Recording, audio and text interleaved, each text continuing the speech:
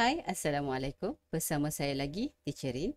Kali ini kita belajar matematik tingkatan 1, bab 1, nombor nisbah, 1.1 integer dan standard pembelajarannya adalah mengenal nombor positif dan nombor negatif berdasarkan situasi sebenar.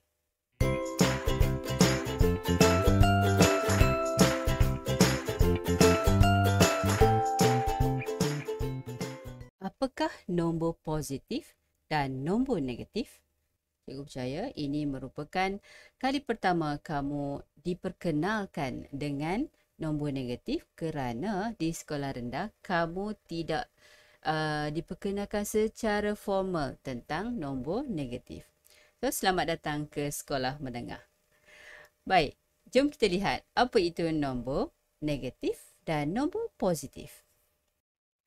Dalam kehidupan harian, kita sering bertemu dengan situasi yang melibatkan dua perubahan yang bertentangan seperti arah pergerakan ke kanan dan ke kiri, menaik atau menurun, nilai yang lebih atau kurang daripada sifar dan nilai yang bertambah atau berkurang.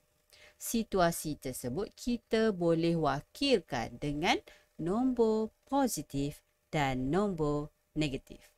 Sebagai contoh, ini merupakan dua lift. Lift sebelah kiri bergerak 2 tingkat ke atas.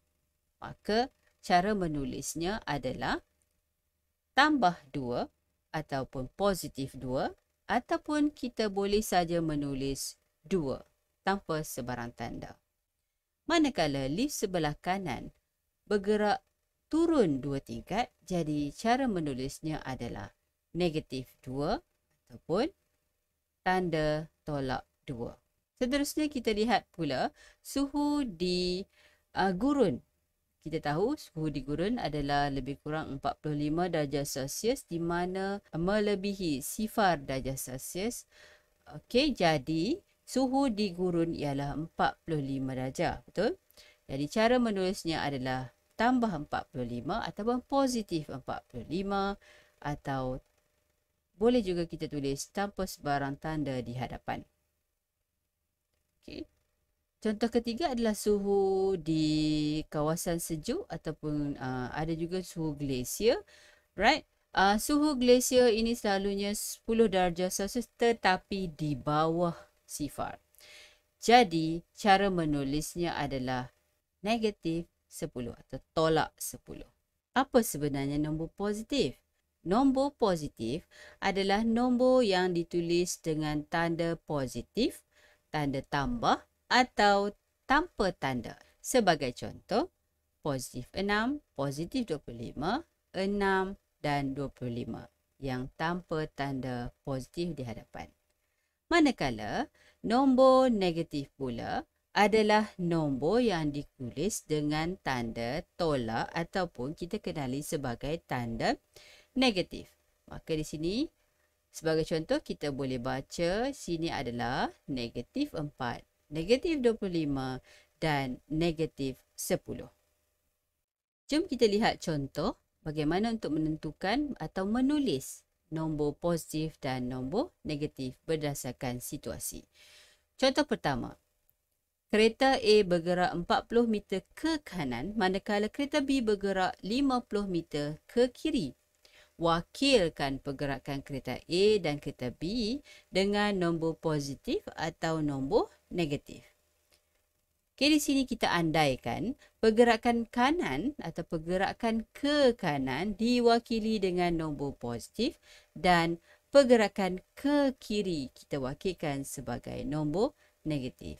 Maka di sini pergerakan kereta A adalah 40 atau positif 40 dan pergerakan kereta B yang bergerak ke kiri sebanyak 50 meter kita letakkan sebagai negatif 50. Jom kita lihat contoh kedua, wakilkan dua perubahan yang bertentangan dengan menggunakan nombor positif dan nombor negatif. Jadi untuk A, kita dapat lihat di sini kapal terbang berada di atas paras laut iaitu sejauh 1000 meter maka cara menulisnya adalah 1000 ataupun positif 1000. Manakala kapal selam berada di bawah paras laut, jadi kita tulis sebagai negatif 250. Untuk soalan B, di sini ada keuntungan dan kerugian. Untuk keuntungan, kita tuliskan sebagai 2000 ataupun positif 2000. Dan untuk kerugian, kita tulis sebagai negatif 500. Kita teruskan dengan contoh yang ketiga.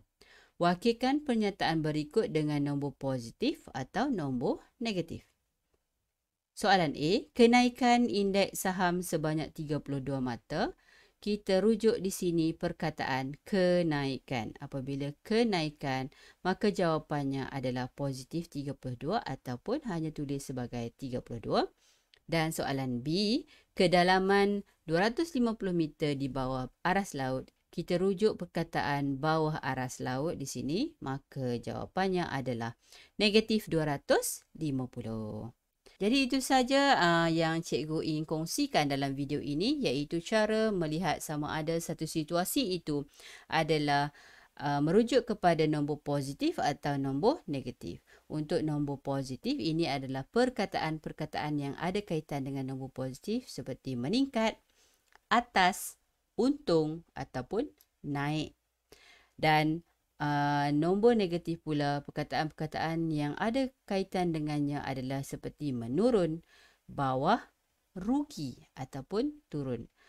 Ada lagi perkataan-perkataan lain yang mungkin boleh merujuk kepada nombor positif dan nombor negatif. Jadi, diharapkan kamu faham setiap situasi dan diharapkan juga kamu mampu menulis, mengenal sama ada nombor tersebut adalah positif atau negatif. Itu saja daripada cikgu. Sehingga berjumpa lagi dalam video seterusnya. Assalamualaikum. Bye-bye.